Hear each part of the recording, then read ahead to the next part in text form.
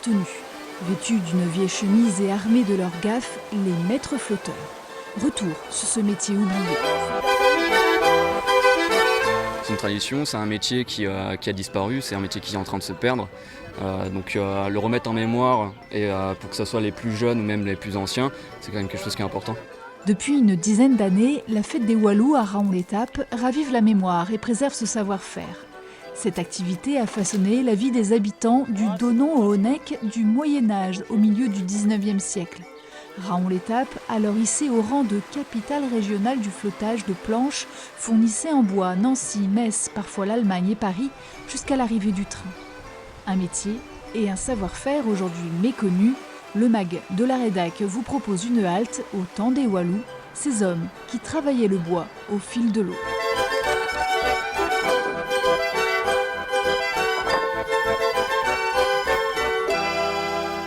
C'est, à ma connaissance, le seul endroit où il y avait une activité de flottage où l'on flottait de la planche.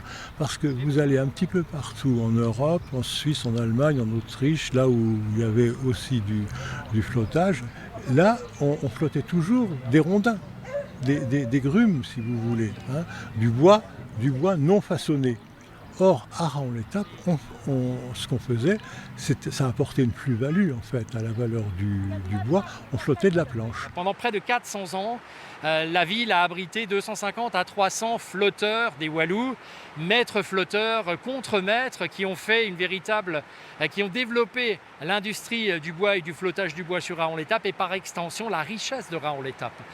Certains ont fait de véritables fortunes à cet endroit-là, c'est-à-dire que tous les bois étaient coupés en amont de Raon-l'Étape, stockés, revendus à Raon-l'Étape et ensuite on préparait les commandes et les Walous se chargeaient de livrer ces commandes via la seule autoroute naturelle qui existait, la rivière. Le premier rouage de cet important commerce débute dans l'une des scieries du secteur. La Hellière, ici, à Celles-sur-Plaine, aujourd'hui classée monument historique, a été la dernière en activité avant d'être rachetée dans les années 80 par une association alertée par la disparition de ce patrimoine. Disons que ça ne se fait plus des travails comme ça. À l'heure actuelle, vu la modernisation, les scieries évoluent vraiment beaucoup plus vite que cette scierie qui était là. La vallée de la Plaine, du col du Donon jusqu'à Raon-l'Étape, 35 km, c'était 50 scieries au début, dans les années 1900. Donc le bois était scié, était transporté ou par chariot, par les chemins, et c'était surtout aussi flotté jusqu'à Raon-l'Étape, jusqu'au port aux planches d'empaquetage. La clé de voûte de cette activité, c'est bien évidemment l'eau. Cette force qui permet à l'époque d'actionner le haut fer. Cette même force qui transportait les grumes. La scierie de la Hellière, victime d'un incendie en 2021, est actuellement en travaux pour permettre une réouverture au public d'ici la fin de l'année. On a récupéré la machinerie qui était détruite pendant l'incendie. Donc on a récupéré un haut fer, qui était le haut fer communal de la commune de Lacromine, et puis une deuxième scie qui était aussi à la scierie des Forges à Étival-Clairefontaine. Donc ce matériel pour le moment a été démonté et mis de côté et va être révisé en vue de la reconstruction de la Hellière. L'association regroupe 120 adhérents qui ont décidé de poursuivre l'activité coûte que coûte. Et ce jour-là, une scie portative a été louée pour débiter 53 mètres cubes de Douglas. La première étape, c'est le sciage. Les grumes là, il y a 3 semaines, elles étaient encore en forêt. Donc il y a un bûcheron qui les a coupées, qui nous les a livrées en morceaux de 4 mètres pour les stocker là. Et on a pris la scie mobile pour en faire des planches pour les futurs bancs et tables. Les scieries installées le long de la plaine, du Rabaudot, de la Ravine, de la Fave ou de la Haute-Meurthe rapatriaient leur bois en bûches perdues ou en radeaux. On estime qu'au XIXe siècle, 1 million de planches de sapin, 6000 pièces de bois de construction et 2000 stères de bois de chauffage transitaient ainsi chaque année. Aussi insolite que cela paraisse aujourd'hui, le port aux planches de Raon et de la Neuveville-les-Raons était une véritable entreprise de transport que les bénévoles qui organisent la fête des Walous tentent de faire revivre presque comme à l'époque. Presque. Oui, effectivement, on triche un petit peu. On a un peu de fil de fer et puis de sangle. Mais oui, on essaie de reconstituer le geste du Walou, du maître flotteur, et on s'appuie pour ça sur les tableaux du Salon d'honneur, hein, où on a des représentations. On a vraiment une bande dessinée avec la représentation de ce qu'était un bosset, plusieurs bossets, un radeau et plusieurs radeaux des flottes complètes.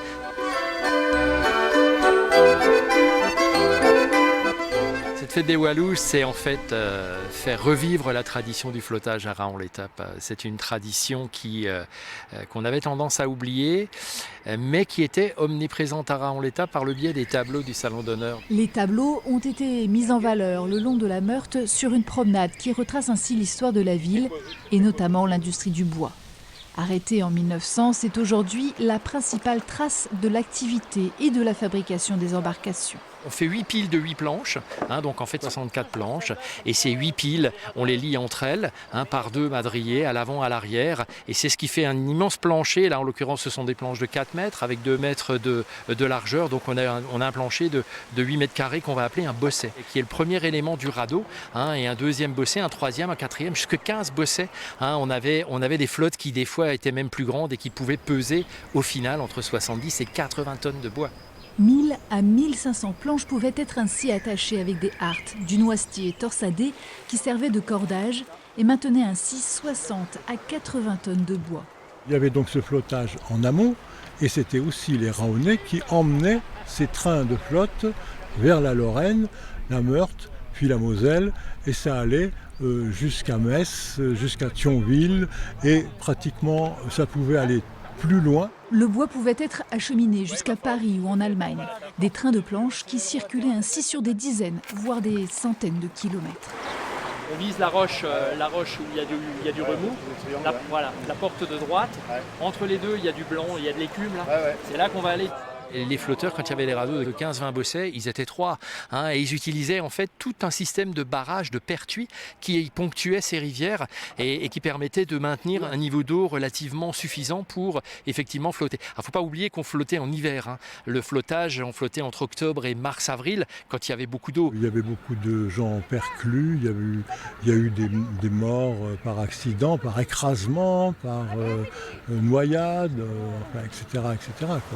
Et ce qui était très important pour eux, c'est que la rivière soit propre. De nos jours, la fête populaire se tient tous les 2 ans à la Pentecôte. L'occasion de rassembler les habitants, de découvrir les vieux métiers, du bois et de la forge. Un événement champêtre et bon enfant. Signe de toujours droite, nous irons jusqu'à San Francisco. Même si la rivière manque déjà de débit. Il y a un mur en dessous. L'eau arrive, passe par-dessus le mur, fait la chute d'eau en fait. Il faut que le radeau tape dans le mur. Et il se peut que s'il n'y a pas assez d'eau, il soit bloqué. S'il est bloqué, on y va.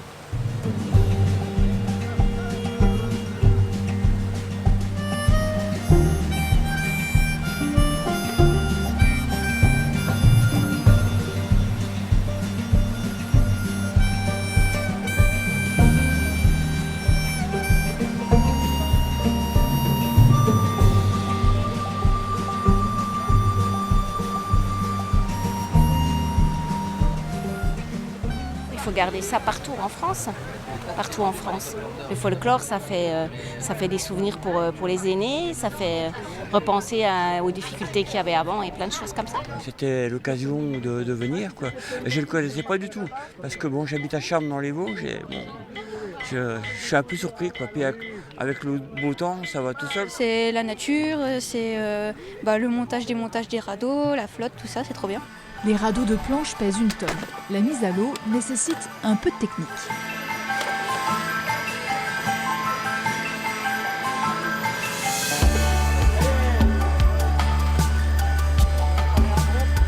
Une escapade au fil de l'eau.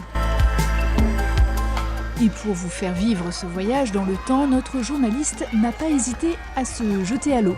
Les Walous voyageaient ainsi 2 à 3 jours pour atteindre Metz.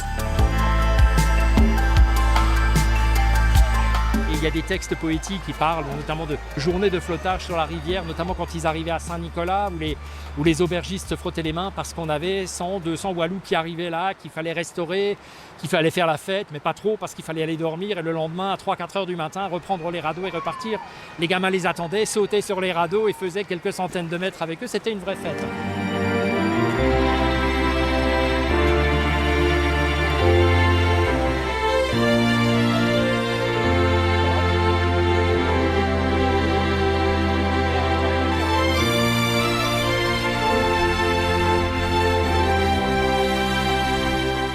C'est une tenue qu'on a essayé de reprendre par rapport au tableau qui est affiché un peu plus loin là-bas. Donc c'était en général des vêtements qui étaient faits pour le travail et surtout pour être abîmés. Et surtout des bonnes chaussures avec des semelles en cuir pour éviter en cas d'orage de se faire frapper par la foudre et d'avoir des complications. Et on porte la gaffe bien évidemment qui est notre outil de prédilection, hein, c'est-à-dire une pointe pour pousser et un crochet pour ramener. C'est ce qu'on utilise sur les radeaux. Les derniers radeaux quitteront la Meurthe au tout début du XXe siècle, annonçant l'arrivée du nouvel ère. En 1864, le chemin de fer arrive à Raon-l'Étape, c'est la ligne Lunéville-Saint-Dié, tout simplement. Et les marchands de bois, ils n'ont pas fait de sentiments.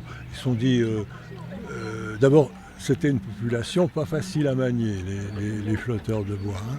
Et bon, ils avaient beaucoup de main-d'œuvre, beaucoup de salaire, évidemment. Et ils se sont dit, on va commander des wagons rancher, un peu, si vous voulez, des wagons plats, et on enverra nos planches partout en France. Ouvrant des possibilités commerciales extraordinaires, les flotteurs se reconvertissent dans l'industrie. La pantouflerie des établissements Amos, la carrière de Trappes, la papeterie des Châtelles et l'arrivée des Alsaciens qui fuient l'annexion allemande refaçonnent l'économie locale de cette fin du XIXe siècle qui prend un nouvel essor. Sans oublier que le flottage n'était pas sans conséquences. Érosion des berges, surcharge de l'eau en tanins ou encore mise en pause des moulins et des forges pour garder un tirant d'eau suffisant. C'est donc dès lors le retour au calme de la Meurthe et de ses affluents, ou presque.